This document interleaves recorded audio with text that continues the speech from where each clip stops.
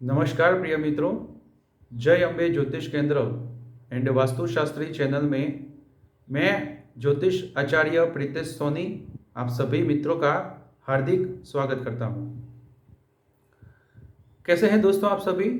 आशा रखता हूं आप सभी हैप्पी होंगे और आनंद में होंगे और आने वाला जो समय है वो आप सभी के जीवन में नई खुशियाँ लाए, आपका और आपके पूरे परिवार का स्वास्थ्य अच्छा रहे, आपकी जो भी विश है, जो भी मनोकामना है वो सभी पूरी हो जाए, ऐसी माता अंबा जी से और गणेश जी महाराज से प्रार्थना है आप सभी मित्रों को।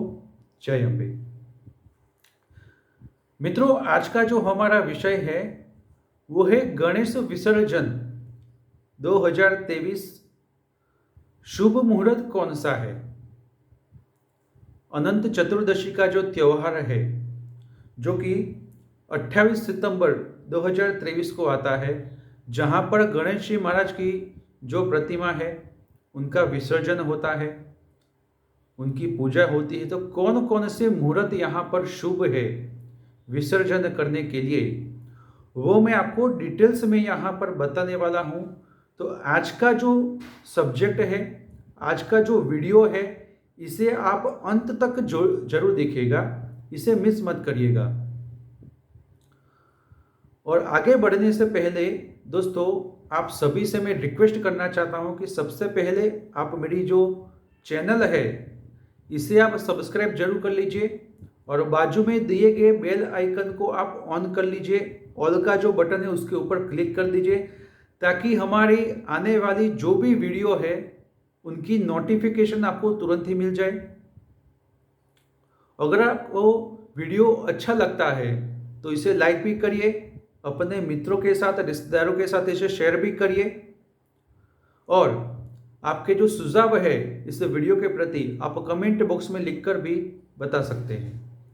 तो शुरू करते हैं दोस्तों। 28 सितंबर 2023 गुरुवार का दिन है, अनंत चतुर्दशी का त्यौहार है, यानी कि गणेश विसर्जन इस दिन किया जाता है। सबसे पहले आपको मैं तिथि के बारे में, पंचांग के बारे में आपको बताता हूँ, बाद में सभी मुहूर्त के बारे में बताऊंगा। उसमें से कौन सा बेस्ट मुहूर्त है वो आपको मैं अंत में बताने वाला हूं, तो इसे अंत तक जरूर देखिए। कोई भी मुहूर्त हो दोस्तों, कोई भी हो रहा हो, चौगोरिया हो, कोई भी शुभ मुहूर्त हो या फिर अशुभ मुहूर्त हो, वो सबसे पहले तो सूर्य उदय के अनुसार देखा जाता है। हालांकि हर जगह पर डिफरेंट समय पर सूर्य का उदय होता है, ये भी मैं आपको डिटेल्स में बताने वाला हूं, तो आप जुड़े रहिए। मैंने यहां पर जो मुहूर्त निकाला है वो है अहमदाबाद के समय के अनुसार मुहूर्त निकाला है। उस दिन अहमदाबाद में सूर्य का उदय जो होता है वो सुबह में 6:30 पर होता है। और अगर ठीक मुंबई के अंदर, मुंबई महाराष्ट्र के अंदर अगर आप सूर्य का उदय देखें तो वो सुबह में 6:28 पर होगा। तो यहाँ पर दो जगह पर डिफरेंट पड़ जाता है, 2 मिनट का डिफरेंट पड़ जाता है। तो जो मुहूर्त है उसमें भी 2 मिनट के आधार पर देखा जाएगा। कैसे देखना है वो भी आपको मैं डिटेल्स बताने वाला हूं, तो आप जुड़े रहिए। सबसे पहले पंचांग के बारे में बताता हूं। तिथि की बात करें तो चतुर्दशी तिथि शाम को 6:49 तक चलेगी। उसके बाद पूनम की तिथि शुरू होगी। तो हमारा जो मुख्य है त्यौहार है अनंत चतुर्दशी का। अनंत चतुर्दशी के दिन गणेश जी महाराज का मूर्ति का, प्रतिमा का विसर्जन किया होता है। तो ये विसर्जन का जो समय है शाम को 6:49 तक का ही है। हालांकि बाद में भी कई लोग करेंगे इस तिथि, लेकिन जो तिथि है वो शाम को 6:49 तक ही चलेगी। तो तब तक का समय यहां पर है। आगे नक्षत्र की बात करें तो पूर्वा भाद्रपदा नक्षत्र रात को 1:48 तक रहेगा। उसके बाद उत्तरा भाद्रपदा नक्षत्र शुरू होगा। योग देखा जाए दोस्तों तो रात को 11:55 तक गंड योग रहेगा। उसके बाद वृद्धि योग शुरू होगा। करण की बात करें तो गर करण सुबह में 8:33 तक रहेगा। वणिज करण शाम को 6:49 तक रहेगा। विष्टिकरण उसके बाद शुरू होगा। विष्टि भद्रा जो कि सुबह में 5:06 तक रहेगा। उसके बाद भवकरण शुरू होगा। सूर्य चंद्र की बात करें तो सूर्य उस दिन कन्या राशि में हस्त नक्षत्र के प्रथम चरण में गोचर करेंगे और चंद्रमा जो है वो रात को 8:48 तक कुंभ राशि में गोचर करेंगे। ये हो गई पंचांग और सूर्य चंद्र की बात। अब यहाँ पर हम शुभ मुहूर्त की कुछ चर्चा करते हैं, कौन कौन से बेस्ट मुहूर्त है और कौन से मुहूर्त में इन सभी से को यहाँ पर निचोड़ निकालकर कौन सा बेस्ट मुहूर्त विसर्जन करने के लिए है, वो भी आपको मैं लास्ट में बताने वाला हूं। तब सबसे पहले आप शुभ मुहूर्त के बारे में देख लीजिए। अभिजीत मुहूर्त जो सबसे बेस्ट मुहूर्त होता है, जो दोपहर को 12:06 से लेकर 12:54 तक रहेगा, यानी कि 54 मिनट तक। अमृत काल शाम को 6:42 से शुरू होगा, जो रात को 8:07 तक रहेगा। रवि योग सुबह में 6:30 से शुरू होगा, जो कि रात को 1:48 तक रहेगा, यानी कि पूरे दिन रवि योग तो रहने वाला ही है, जो कि अच्छा योग होता है। विजय मुहूर्त जो कि दोपहर को 2:30 से शुरू होगा, जो 3:18 तक रहेगा। और गोधूली मुहूर्त जो कि शाम को 6:30 से शुरू होगा, जो शाम को 6:54 तक रहेगा। हालांकि एक बात आपको मैं खास कहना चाहता हूँ, गोधूली मुहूर्त यानी कि कौन सा मुहूर्त होता है। जब शास्त्रों में ऐसा कहा है कोई भी मुहूर्त आपके पास नहीं है, तो गोधूली मुहूर्त यानी कि क्या है कि जिस जगह पर गाय माता जो होती है वो शाम को, अगर आपको पता होगा कि गांव के अंदर शाम के समय गाय माता को चराने ले जाते हैं, उनकी जो धूल, उनके पाँव की जो धूल जहाँ पर उड़ती है, वहाँ पर अगर उस मार्ग पर आप चलते हैं या फिर कोई भी शुभ कार्य करने जाए, तो वहाँ पर आपके पास समय नहीं है, कोई शुभ मुहूर्त नहीं है, तो गोधूली उनकी पाँव की, गाय माता की पाँव की जो धूल उड़ती है ना, तो वहाँ पर नेगेटिव इफेक्ट जो भी होते, अगर कोई मुहूर्त अगर आपके पास नहीं है, अच्छा समय नहीं है, तो भी वो समय के दौरान आप शुभ कार्य कर सकते हैं। ये शास्त्रों में विधान दिया गया। लेकिन ये गाँव में अगर गाय चराने ले जाते हैं या फिर ऐसे कोई जगह है, वो जगह वहाँ पर ये काम करेगा, सभी जगह पर ये काम नहीं करेगा। ये तो हो गया शुभ मुहूर्त। अब कुछ अशुभ मुहूर्त के बारे में हम चर्चा करते हैं, जैसे कि राहु काल। कहते हैं कि राहु काल जब तक चलता है तब तक कोई भी शुभ कार्य नहीं करना चाहिए। राहु काल दोपहर को 2 बजे से शुरू होगा, जो कि 3:30 तक रहेगा। गुलिक काल ये भी राहु काल की तरह ही होता है, सुबह में 9:30 से शुरू होगा, जो कि 11 बजे तक रहेगा। यमगंड सुबह में 6:30 से शुरू होगा, जो कि 8 बजे तक रहेगा।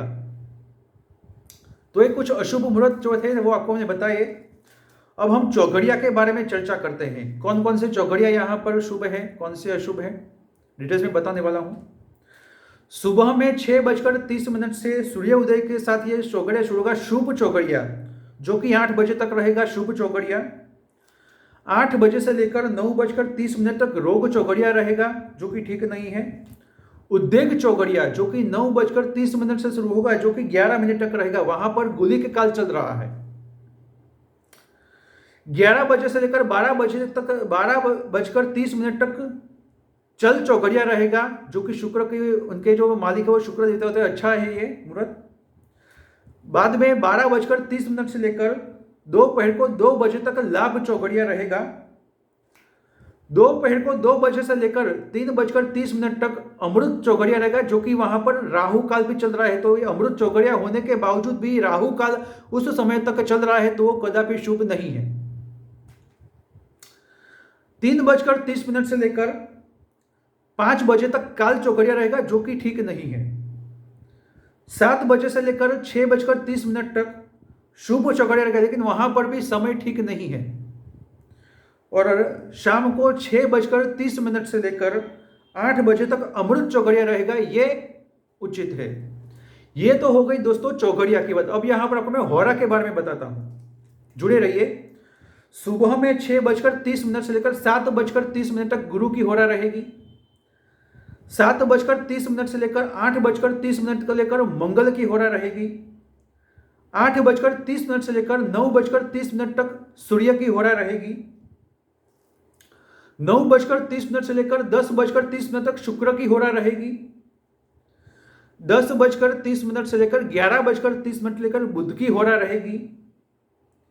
11:30 से लेकर 12:30 तक चंद्रमा की होरा रहेगी। 12:30 से लेकर 1:30 तक, दोपहर को 1:30 तक शनि की होरा रहेगी।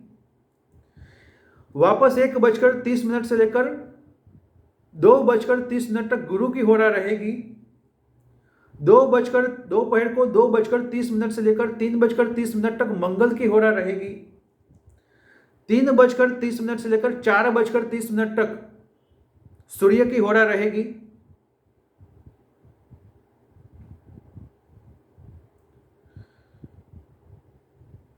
4:30 से लेकर 5:30 तक शुक्र की होरा रहेगी। 5:30 से लेकर 6:30 तक बुध की होरा रहेगी। और अंत में 6:30 से लेकर शाम को 7:30 तक चंद्रमा की होरा रहेगी। ये आपको मैंने शुभ मुहूर्त, अशुभ मुहूर्त, होरा और चौघड़िया सभी के बारे में आपको बताया।